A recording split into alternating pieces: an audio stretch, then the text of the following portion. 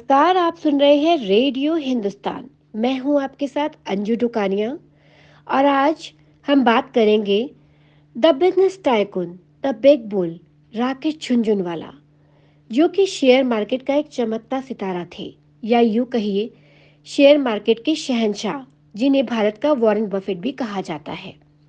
कुछ दिन पूर्व उनका निधन हो गया। उन्होंने संसार को अलविदा कहा, परंतु एक ऐसी शख्सियत रहे हैं वो जो लाखों करोड़ों लोगों के हृदय पर राज करती है।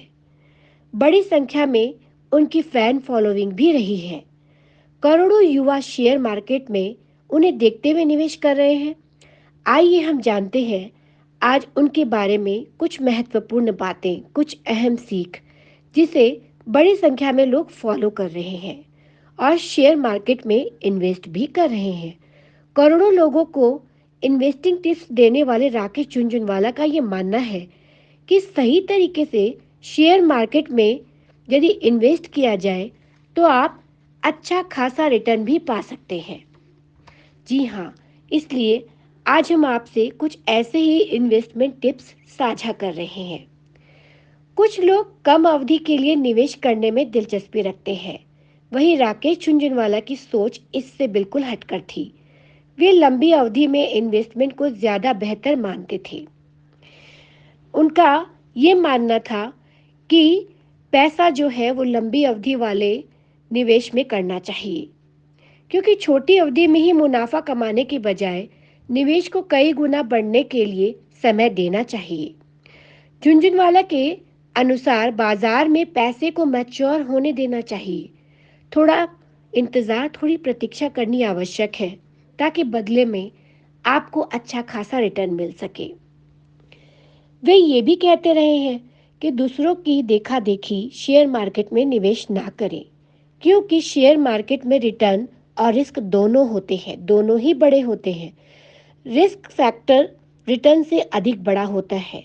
इसलिए किसी भी कंपनी में पैसा लगाने से पहले उसकी भली भांति जांच पड़ताल अवश्य कर ले, तभी इन्वेस्टमेंट करना चाहिए। दूसरों के साथ होड़ ना लगाएं।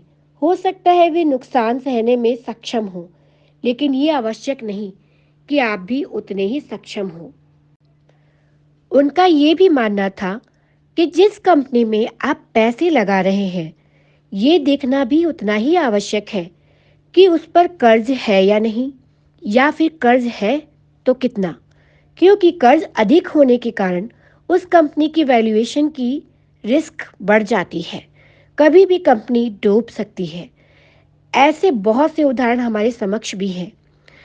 तो इन्वेस्टमेंट करने से पूर्व किसी भी कंपनी के बारे में जानकारी लेना अति आवश्यक है।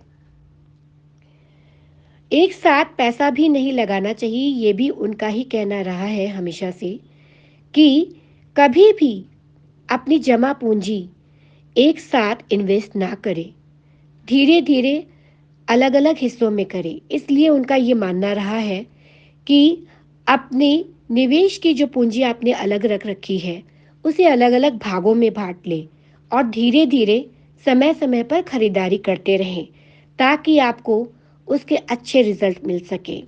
और यदि शेयर मार्केट में गिरावट आती है तो खरीदारी अपनी आप लगातार जारी रख सकते हैं।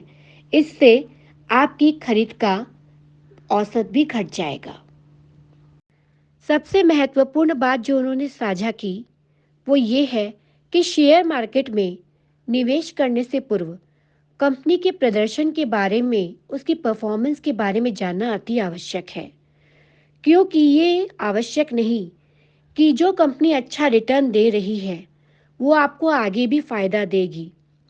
इसलिए निवेश करने से पूर्व उस कंपनी के बैकग्राउंड के बारे में जानना अति आवश्यक है और ये देखना बहुत ज़रूरी है कि वो कंपनी कितने समय से डिविडेंड पे कर रही है। डिविडेंड शेयर मार्केट में काफ़ी महत्व रखता है। कंपनी अगर लंबे समय से लगातार डिविडेंड पे कर रही है तो इसका अर्थ ये होता है कि उसके पास कैश की कोई कमी नहीं है, इसलिए वो सरप्लस वाली कंपनी है। तो आप उसमें बहुत ही आराम से निवेश कर सकते हैं। तो इसी के साथ चलूंगी, लेकिन जाते जाते ये कहूंगी, पानी बचाइए, सबको सिखाइए, पेड़ लगाइए, सबको सिखाइए। नमस्कार।